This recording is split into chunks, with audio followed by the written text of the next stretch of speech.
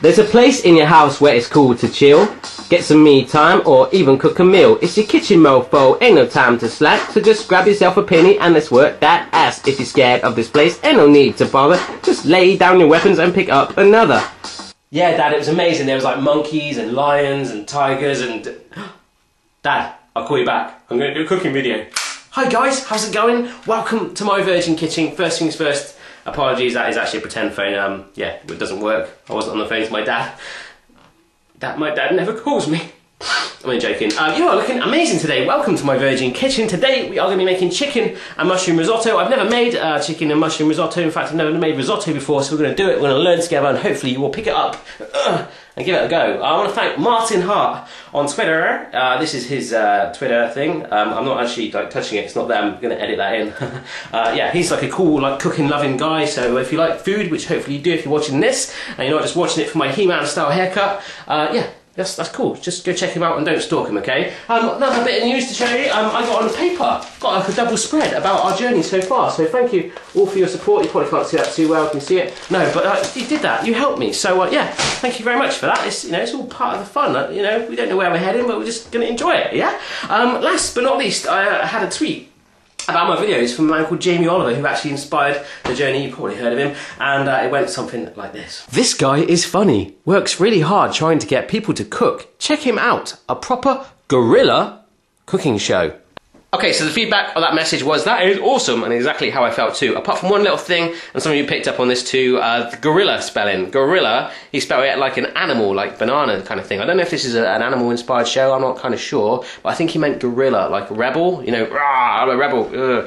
So yeah, one way we thought we could get him back would be to dress up as a gorilla for this very video. Unfortunately, my fancy dress shop, you know, he's got me like that, and I went there, have you got a gorilla outfit? And he didn't have one in stock. He said, don't worry, just be any other animal. And this is what we ended up with. A rabbit costume. Who cooks dressed as a rabbit? Rabbit cooking? I don't know if it's going to take off. Let's just get on and make this thing. Okay then guys, I've got to be honest with you, it is proper hot in here, and by hot I don't mean, oh my god, she is so hot, I mean hot, like, I am sweltering, so I'm going to take this off any minute now. Plus, there's a little unsociable going like this all the time, so anyhow, look at the ingredients right now, just have a little scan like this, and if you want to make this recipe, maybe write them down right now by hitting pause on the video now, that's all good. So yeah, it is proper hot, I'm just going to take that off. Woo, I've got the rabbit feel still going on, and I might eat a carrot in a minute. Let's just get on and make it, let's go and make it right now. Okay, so rather than running through the ingredients in detail, we can do it as we add them, okay? So what I've got here is a frying pan onto like a low heat. It's just getting nice and warm. And what we've got is some like onions and garlic that's chopped up and a little bit of leek. But first of all, there's a spoonful of butter here. I'm just gonna just slap that on there like so, just to get the pan nice and warm and lubricated. So then we're gonna add in our onions and garlic and leek, and you're gonna love it, I hope. Okay, so our butter's all melted, so I've got a plate here with the leeks on. That's half a leek that's been chopped and a whole onion chopped. So just push it all in, like so. And we're just going to fry it up, get it all nice and light and golden and funky. Okay, so the leeks and the onions have been there about 2 minutes. I'm just about to add my garlic. Just to show you, this is the other half of the leek. It was only a small one, and I thinly sliced it just a long way, like that. And this is the leftovers, so we can just get rid of that. This is 2 garlic cloves that have been sliced there. About to put them in any minute, and then they're going to be joined by the chicken. That's the chicken. Okay, so just stuck my garlic clove on that plate there. Let's just push those in like so. Amazing. Loving garlic smell today. Loving it. Sometimes hating it, but today I'm loving it. Stir it through.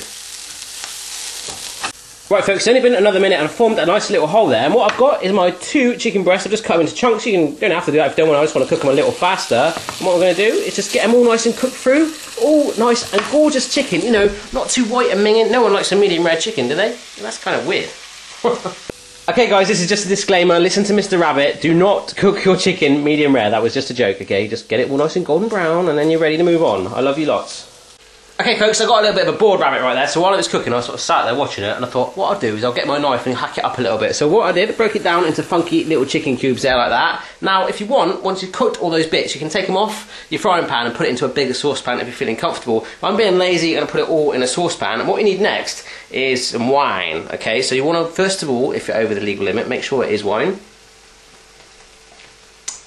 Oh yeah, that's wine. So half of your amount of wine in there, so just pour that on there like that. It's going to sort of quiet it down a little bit.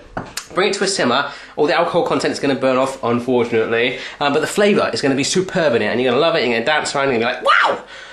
yeah, that's what you're going to be like. Okay, boom, our wine is simmering away there. The smell, wait for it. Oh my goodness, I'm wafting it your way. Can you smell it? It is incredible. The only bad thing is the alcohol is going like that, but don't worry about it. Have a pint of beer or something like that alongside it. So, what we're basically creating in that pan is something I want to call a flavour blanket, okay? Imagine an umbrella, just upside down. So that is what our pan is right there. And we're going to pour in our risotto rice. It's going to fall right in there. It's going to be a flavour blanket. I'm just hugging it. It's going to cook. It's going to cook. That's what we're doing, cooking.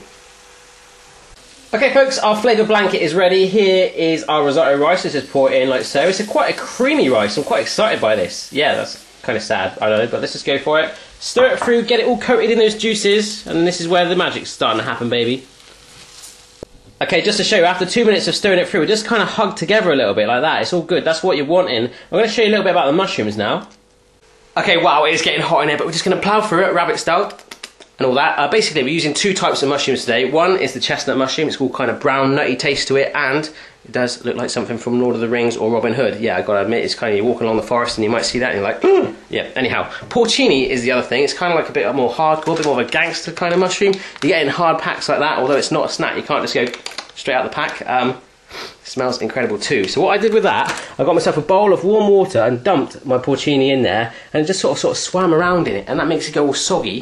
And you take it out of that and just dab it in towel, and then it becomes all saggy like that. And then we're just going to put them in there, basically, our mushrooms like that. So our porcini goes in like that once it's all soggy, and that, what's left over, although it looks quite dirty, can be a really cool funky mushroom stock that you can use. So I'm going to add my porcini in there, and also my sliced chestnut mushrooms, and then we're going to add some water. Yeah. Okay, I thought I'd change the camera angle a little bit. So I've got my porcini here and my sliced chestnut mushrooms. In goes the porcini and the chestnut ones, like so. We're going to just stir it through just a teeny bit, just get it in there, just break it down, push it a little bit. Yeah, so once you've got it nice and coated, what we're going to do is grab 500 mils of water, a jug like that. Maybe pour half of it in. 250 mils like that, if you want to be bad at maths, it's completely up to you. And here is a vegetable stock cube I'm using there. It doesn't have to be vegetable stock cube, it can be chicken, anything you want. Beef stock maybe, but that might be a bit freaky, chicken and beef. Just sprinkle that on there like so, and stir it through. Okay, so we only added 250 mils of water to that pan for now, because we want to treat it like a boyfriend and girlfriend, okay? You don't want to be overprotective, you don't want to be too clingy, you want to just do it, like, treat it carefully, okay? Feed it gently, because if you overflood it, it's going to get annoyed, and you don't want that, okay? But then if you put it in steadily, like we are, it's going to turn to an amazing cream, and that is what you're going to get from the risotto. So we've still got 750 mils of water to go, which we're going to pour in batches. Once you start to see it dissolve, stir it through. And what I've also got here is some fresh peas, so just about 2 minutes they'll heat through. A little bit of lemon juice to hopefully sort of give it a funky edge, a little bit of a when you eat it with that chicken, and also a little bit of parsley, thyme and some parmesan. So that's it. We're going to gradually keep adding it, and thank you. Okay folks, we're actually on the home straight now. We've got this sort of really funky creamy texture to it, and the water has all been dissolved in. I've used all of it up there, so I'm just going to grab the rest of my wine, which I haven't drunk honestly. So we're going to add that in there for that last little flavour kick. Again, the alcohol content will burn off, so just leave that there for a minute. I'm going to pour in my peas as well, just sit that in there. A little bit of lemon juice, like so. And here I have got some chopped parsley, like that. Have a little bit at the end for presentation, and some thyme, okay? No sprigs, just chuck that in there, like so. And stir it through, okay? Be very careful. Yep, so hopefully you'll see there, by adding the peas and the herbs, it's giving it a real nice funky colour edge. So grab yourself a spoon, like a tablespoon like that, a nice heaped spoon of grated parmesan, just sprinkle that on, like so, scour it around, stir it through for the last minute. You can add a little bit more if you want a cheesy edge, but when we finish it on the dish, what we'll do is top that up with a little bit of parsley and a teeny bit more parmesan too. Okay, amazing, so it's all thoroughly stirred through. I've taken it off the heat and I'm getting a dish like so. I'm going to place it down carefully like this, and we're going to plonk it right in there. Let's go. Okay, yep, so I'm just spooning on a massive heap of the risotto. Oh my goodness, check that out. So let's just decorate it with a little bit of parsley and some cheese. Yeah, a little dusting of the parmesan on there. Lovely. And parsley on top, that's it. That is basically our risotto done. I can't wait to taste this and get this rabbit suit off. Wicked. Okay, so I put the rabbit head back on just to finish off this dish with the taste. I can probably get the fork through my mouth. It smells so good in here, so just bear with me 1 minute. My goodness. So I've got to take this off. It's still so hot in here, and I've made a right mess out there, but that is amazing. The flavour of it is just jumping out, and I'm going like that. Just like a rabbit in heaven eating a carrot right now. Guys, so simple that. Just put your own twist on it. You don't have to add the chicken if you want, just the mushrooms if you want. If I can make it, absolutely anyone in the world can. Have a go for yourself. Let me know how you get on, and I'll see you again next time, innit? Cheers.